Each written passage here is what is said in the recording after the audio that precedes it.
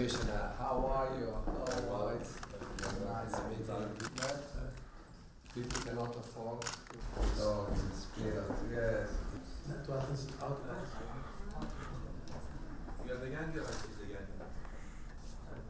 البرتغال ان شاء الله وتكون وجودكم مريح.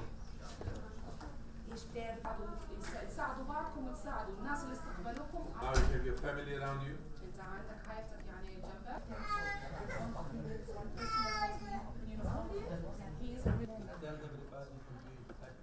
يقول لك اللي كل هالعالم انهم يعيشوا براحه ويرتاحوا بهالبلد. ان شاء الله.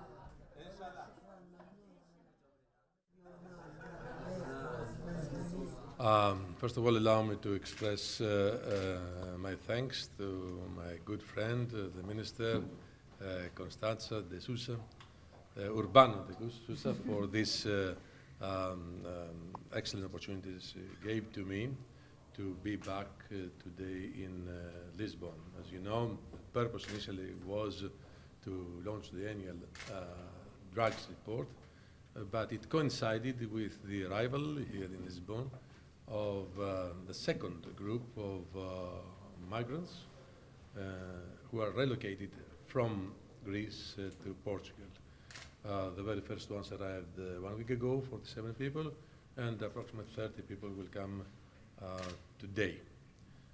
Let me start by telling you that on behalf of the European Commission, I would like to express our gratitude and our congratulations to Portugal, to the Portuguese government, and to the Portuguese people for opening their hearts and their doors to welcome all these desperate people who are seeking for refuge in Europe. Portugal is showing what does it really mean when we talk about solidarity in Europe.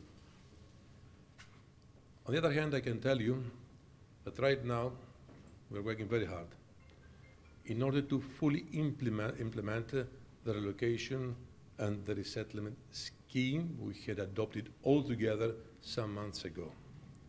We are still confronted with some difficulties, and I'm going to be frank with you, the results are not spectacular. I would say they are very poor.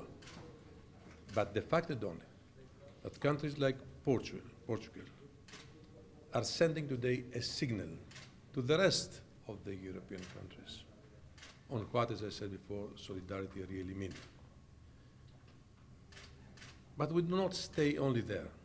Right now the Commission is working very hard in order to adopt new mechanisms, new policies, and new schemes in the field of integration, for instance, because it is very important for these people to feel that they are in a very hospitable environment, to be given opportunities to develop their skills, to study their children, to receive medical care, food, and treatment. We should never forget that we talk about refugees. And these people, they are in need of international protection. So it is our moral, but also our political duty to welcome them. And this is the spirit that prevails in the policy adopted by the European Commission during the last months. On the other hand, it is also a signal of solidarity towards countries like Italy and Greece, countries that are under pressure today because the migratory flows have not stopped, especially through Italy. The fact that we have already the very first positive signs in the field of the implementation of our agreement with Turkey is very important and very positive. That's why we always say that we must fully implement this deal with Turkey. But let me tell you one thing more. The refugee problem, the refugee issue, is not a problem of Southern Europe only, as it was perceived in the beginning. It is a pan-European problem with global dimensions. Human mobility will define our century, so we must be well prepared to welcome these people. Right now, all around the world, there are approximately 55 million people who flee wars, dictatorship, persecutions. And they try to find safe havens in other countries. Europe, which is the most successful paradigm of integration and unity among nations, has become, during the last decades, a very successful project. So Europe has become very attractive for all these people.